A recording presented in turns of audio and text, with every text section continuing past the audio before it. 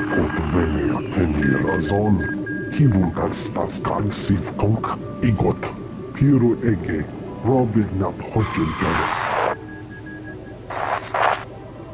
It is not a foolish endeavor to try and anticipate one's future path, or even the path of an entire civilization.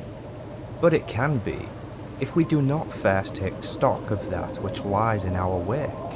We can never truly know how to negotiate the currents ahead. It is with this concern in mind that I indulge in this analysis of the ebb and flow of my dear home, Manaan. For a long time, longer than we have records for, the Infinite Empire ruled our world. They enslaved us until their eventual fall, and we, Selkath, vowed we would never be placed in servitude again. As off-world explorers eventually arrived on our world, they came to see our KOTOR as a vital resource in their contest for dominion over the galaxy. We in turn came to see how valuable KOTOR could be. Due to our history, however, we also saw how it could become a detriment. Therefore, my ancestors wisely vowed to remain neutral in the galactic fray.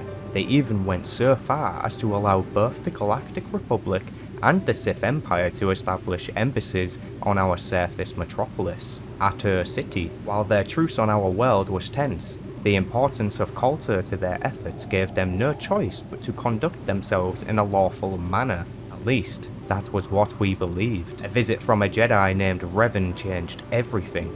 He exposed a terrible truth, that the Sith were abducting and manipulating our youth, indoctrinating them into the ways of the dark side of the Force.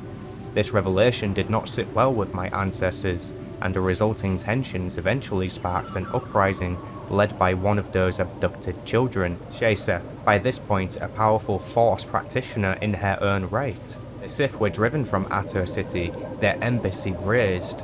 We continued our relations with the Republic, but warily so, ever mindful of the pattern of transgressions visited upon us by off-worlders. More and more we Selkath turned to our force-wielding Order of Shasa, so named for the brave architect of the Sith's ouster, for guidance. Taking after the pragmatic stance of their namesake, the Order sought the abolishment of the Republic Embassy from Atur City, thereby isolating Manaan from the ongoing turbulence beyond its waters. Ultimately, the action was unnecessary.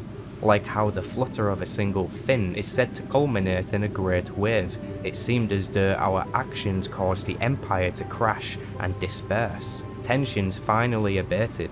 For a time, we Selkath prospered. Many of our kind even ventured out into the great sea of stars in search of new lives and opportunities. We did not know it then, but like the fabled Binexan shark of the Sith Empire rose up off the black depths in a stronger, bolder form. When the resurgent Empire demanded our allegiance, my ancestors attempted to extend the same offer of neutrality they had found acceptable in the past. We only served to anger them. They bombarded our world from space, sinking nearly every last surface structure, Atur City included. With their inaction in our time of need, the Republic delivered the finishing blow, and this without having fired a single shot. Betrayed and embittered, we retreated to the depths, no longer willing to associate with any off-worlders in any way. To us, they were all slavers, abductors of our children, calm water friends at best. Those years are said by many to be the greatest in Selkath history. Our own culture and traditions thrived. There was little strife. In our independence from the rest of the galaxy, we were together, but many secretly yearned for the ways and means the off-worlders' presence brought, and we came to find ourselves in economic distress.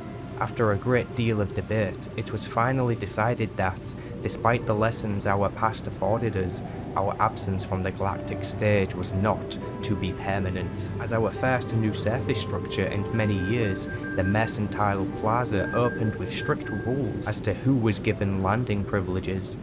At first, this meant only special ambassadors from Republic-aligned worlds were allowed to visit. By this time, I was heavily involved in shaping extraplanetary policy, and I pressed to extend an invitation to the Sith, I had been dissatisfied with the Republic's inaction in our time of need and did not wish to invite a second bombardment from their enemies. In the time since, once again offering the Empire a KOTOR trade agreement and a presence on Manaan, the Republic has proven itself a more assertive and competent ally than in the past. I can earnestly say they have won me over.